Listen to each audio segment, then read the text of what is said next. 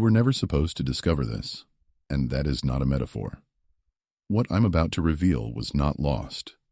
It was buried, labeled as primitive, dangerous, even useless, because once you understand it, entire pillars of modern cardiovascular medicine begin to wobble. Right now, as you sit there breathing the way you've been taught since childhood, your arteries are quietly stiffening, your blood vessels losing their ability to respond, your cells starving in plain sight, and no one ever told you that the cause is not cholesterol first, not age first, not genetics first, but the way air enters your body. I'm not exaggerating when I say this is a suppressed ritual, ancient in origin, scientifically validated and actively ignored because it bypasses pills, procedures, and lifelong dependency. You've been breathing through the wrong gate. The nose is not just a tube for air. It is a chemical laboratory, a vascular switch, a neurological trigger. And when you don't use it correctly, your body enters a low-grade state of damage that feels normal because it happens slowly. Ancient cultures understood this intuitively and treated nasal breathing with reverence, discipline, even fear, because they observed something modern science only confirmed recently. A single molecule released during proper nasal respiration can dilate arteries, dissolve internal resistance, and restore blood flow in ways drugs attempt to mimic but never fully replicate. That molecule is nitric oxide, and the ritual that awakens it was never meant to be casual. This is why no one warned you. This is why you were told breathing is automatic and irrelevant. This is why mouth breathing was normalized, encouraged, even medicalized. Because if you realize that your breath controls the internal pressure of your vascular system, that your nose governs how wide or narrow your arteries are moment to moment, then the idea that heart disease is inevitable collapses. You should feel uneasy right now, because this means the damage you've accepted as aging may be reversible. And that realization is dangerous to any system built on treating symptoms instead of restoring function. I'm telling you this not as speculation, but as someone standing at the intersection of ancient ritual and modern physiology, watching the two align with uncomfortable precision. From this moment forward, you can't unknow that the way you breathe is either clearing your arteries or quietly constricting them. Every minute, every hour, every night you sleep. And the most unsettling part is this: you've been doing it wrong your entire life. Not because you're careless, but because no one ever told you how powerful it really is. Now let me make this personal, because it already is, whether you admit it or not. You wake up tired even after sleep. Your hands and feet get cold easily. Your focus blurs faster than it used to. Your workouts feel heavier, your recovery slower, your libido less reliable, your pulse louder in your ears when stress hits. Doctors call these separate problems. I call them one condition wearing different masks: vascular silence. Your arteries are not blocked yet. They are confused, inflamed, unresponsive, losing their ability to expand when your cells demand oxygen. This is the stage before diagnosis, before medication, before the word chronic enters your file. And here's the uncomfortable truth. Most people live here for decades, thinking this is normal aging, when it is actually functional suffocation. Your blood carries oxygen, yes, but oxygen delivery depends on vessel width, endothelial signaling, and microcirculation. When those fail, no supplement, no superfood, no cardio routine can compensate. This is why you can exercise and still feel weak, eat clean and still feel dull, meditate and still feel tense. The system upstream is broken, and modern life breaks it efficiently. Constant stress locks your nervous system into constriction. Mouth breathing strips your air of its signaling power. Shallow breathing tells your body danger is permanent. Over time, your arteries learn a new baseline: narrow, stiff, defensive. Pharmaceutical solutions arrive late to this party, attempting to force dilation chemically, while ignoring the original switch that controlled it naturally. You were never taught that the lining of your blood vessels listens to your breath more closely than it listens to your diet. You were never told that nitric oxide deficiency doesn't start as disease. It starts as fatigue, irritability, poor sleep, and subtle circulation loss. This is why the problem feels invisible. It progresses quietly, politely, until one day it isn't polite anymore. And here's the part that should make you angry. This condition is reversible long before it is treatable, but reversal requires reclaiming a function you outsourced to automation. Breathing became background noise, so your arteries paid the price. The stakes are not abstract. This is about whether your body remains responsive or slowly hardens while you're distracted. Once you see that, doing nothing becomes an active choice, not ignorance. Here is where the illusion breaks. Because the science does not whisper, it shouts. Nitric oxide is not a supplement, not a trend, not a wellness buzzword. It is a signaling gas produced inside your own body that tells blood vessels when to open, when to soften, when to deliver life instead of resistance. At the cellular level, nitric oxide is released by the endothelium, the thin, intelligent lining inside every artery, and its primary command is simple: relax. When nitric oxide is present, arteries dilate, blood flows smoothly, platelets stop clumping, inflammation drops, oxygen reaches mitochondria efficiently, and the heart stops fighting against internal friction. When nitric oxide is absent, the opposite happens silently. Pressure rises. Flow becomes turbulent. Cells receive oxygen late and under force.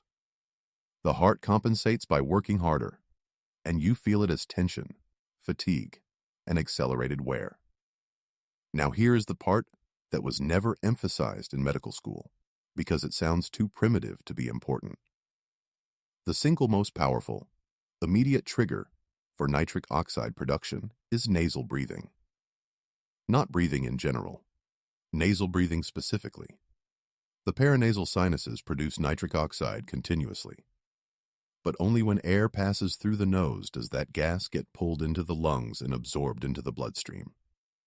Mouth breathing bypasses this system entirely, like skipping a control room and wondering why the lights flicker. Think of nitric oxide as a master key that unlocks vascular doors throughout your body, and the nose as the only keyhole it fits into. Slow nasal airflow increases nitric oxide concentration dramatically, while rapid mouth breathing strips the air of this signal and tells your nervous system that survival, not efficiency, is the priority. This is why stress constricts arteries even when oxygen is available. Your body doesn't just respond to oxygen levels. It responds to breathing patterns as neural information. Nasal breathing activates the vagus nerve, shifts the balance toward parasympathetic control, and creates a biochemical environment where nitric oxide can do its work. In simple terms, your nose is not for smelling. It is for regulating pressure, flow, and cellular cooperation. Ancient practitioners didn't know the molecule's name, but they understood the effect. Warmth spreading through the body, calm strength, steady pulse, and endurance without strain. Modern science confirmed it decades ago, then quietly moved on. But the mechanism never stopped working. Every breath through your nose is either reinforcing arterial flexibility or letting it decay. There is no neutral. Long before laboratories measured parts per billion and scanners mapped blood flow, ancient systems encoded this knowledge in ritual, posture, and taboo. Monks were punished for breathing through the mouth. Warriors were trained to keep the lips sealed under exhaustion. Healers emphasized humming, slow nasal cadence, and deliberate breath holds not as spirituality, but as survival technology. This wasn't mysticism. It was pattern recognition across generations. They noticed that nasal breathing preserved strength, stabilized emotions, and allowed the body to endure cold, hunger, and injury without collapse. Over centuries, these practices were fragmented, rebranded as meditation, prayer, chanting, or discipline, stripped of their physiological explanation, and safely filed away as cultural artifacts. The dangerous part wasn't removed because it was wrong, but because it was effective without permission. When you hum through your nose, nitric oxide production spikes dramatically. When you pause after an exhale, carbon dioxide rises just enough to enhance oxygen delivery. When breathing slows below a certain threshold, arteries respond almost immediately. Ancient traditions didn't separate nervous system control from circulation because they experienced them as one system. Modern frameworks split them apart, making the effect harder to see. And then came convenience. Soft food, chronic stress, open mouths, sleep apnea normalized. The ritual died quietly. What remained was superstition without mechanism. The knowledge wasn't erased in one act. It was diluted until it no longer threatened anything. You were told breath was passive, involuntary, irrelevant, that the nose was optional, that vascular health began with food and ended with medication. Meanwhile, the ancient nasal rituals kept working for the few who preserved them, often dismissed as ascetics, anomalies, or genetic outliers. But biology doesn't care about belief systems. The sinuses still produce nitric oxide. The endothelium still listens. The vagus nerve still responds. The only difference is whether you engage the system intentionally or leave it dormant. This is not about adopting a tradition. It's about reclaiming a function that predates language. Once you see that, the separation between ancient ritual and modern science collapses. They were describing the same machine from different angles, and the machine is still inside you, waiting for the correct input. Now we move from revelation to execution, because knowledge without protocol is just entertainment. This is the nitric oxide breath, and if you treat it casually, it will fail you. Begin standing or seated upright, spine neutral, chest relaxed, jaw unclenched. Your tongue rests gently against the roof of the mouth, just behind the teeth, sealing the oral cavity, lips closed. This seal matters more than you think because it creates internal pressure coherence. You inhale slowly through the nose for a count that feels almost too slow, drawing the air high and wide rather than deep and forceful. You should feel the upper nasal passages engage, not the throat. There is no sound except a faint internal whisper. At the top of the inhale, you do not hold aggressively. You pause just long enough to feel a subtle internal pressure. A moment of stillness where the body recalibrates. Then you exhale through the nose even more slowly than you inhaled, allowing the ribs to soften and the belly to fall naturally without pushing. At the bottom of the exhale, you introduce a micro-hold. Not strain, not willpower. Just a quiet suspension that lasts until the first natural urge to inhale appears. That urge is the signal. This is where nitric oxide concentration rises, and where most people panic and break form. Do not. When the urge arrives, you resume the next inhale smoothly through the nose. Every third or fourth exhale, you add a gentle nasal hum, barely audible, feeling vibration behind the face and cheekbones. This vibration mechanically increases nitric oxide release from the sinuses. If you feel lightheaded, you are forcing. If you feel nothing, you are rushing. Correct execution produces warmth in the face, a spreading sensation in the chest, and a subtle calming pressure behind the eyes. Perform this cycle for 10 minutes, once or twice daily. Do not multitask. Do not scroll. This is not relaxation. This is vascular signaling. The smallest errors matter. Mouth opens, signal lost. Speed increases, signal diluted. Force applied, nervous system resists. Precision is everything. Done correctly, this protocol tells your arteries to stand down. The body responds to this protocol faster than your beliefs can catch up, and that's what makes it unsettling. Within the first 3 to 5 minutes of correct practice, blood flow shifts. Many people feel warmth in the hands, feet, or face, not as imagination, but as vasodilation, finally occurring without chemical force. Heart rate subtly drops, while stroke volume increases, meaning the heart works less while delivering more. Within the first few sessions, sleep depth improves because nasal breathing stabilizes carbon dioxide tolerance and reduces nocturnal microarousals. Blood pressure readings, if you track them, often show a measurable decrease within days, not weeks. This is not because arteries are cleaned overnight, but because endothelial function is restored enough to respond again. Over 1 to 2 weeks, exercise feels different. You recover faster. The burn comes later. Oxygen feels more available, not because you're inhaling more, but because it's finally being delivered efficiently. Mental clarity sharpens as cerebral blood flow stabilizes. Many report improved erection quality or menstrual regularity, not as a sexual benefit, but as a vascular one. After 30 days, the changes become structural. Nitric oxide signaling reinforces arterial elasticity, platelet behavior normalizes, and baseline inflammation drops. This is where medicine usually enters, but you arrive here without it. Ignore the protocol, and the timeline reverses. Constriction becomes default again. Pressure creeps back. The body adapts to neglect just as efficiently as it adapts to care. This is not a one-time fix. It is a reclaiming of a daily signal your body expects. The speed of change is your proof. Biology does not debate. It responds.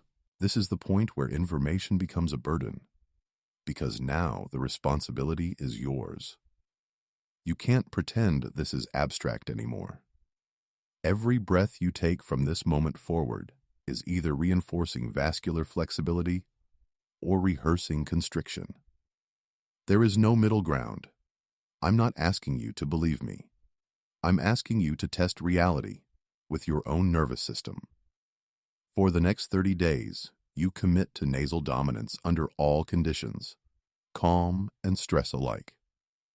You seal the mouth during sleep, not as comfort, but as discipline. You apply the nitric oxide breath daily, even when you don't feel like it, especially when you don't feel like it, because that resistance is the old pattern fighting for survival. You observe changes without chasing them. Warmth, pulse stability, mental sharpness, recovery. These are not rewards. They are signals returning. And here is the final warning most people ignore. Once your body remembers how to regulate blood flow naturally, you will feel discomfort returning to dysfunction. That discomfort is not danger. It's clarity. This is why this knowledge was never marketed loudly. It doesn't create dependency. It ends it. If you walk away now, nothing dramatic happens. Decline simply continues quietly. If you continue, you reclaim a function that was always yours, and that makes you harder to control, harder to scare, harder to convince that decay is inevitable. This is not self-improvement. This is self-restoration. You decide which path your next breath takes.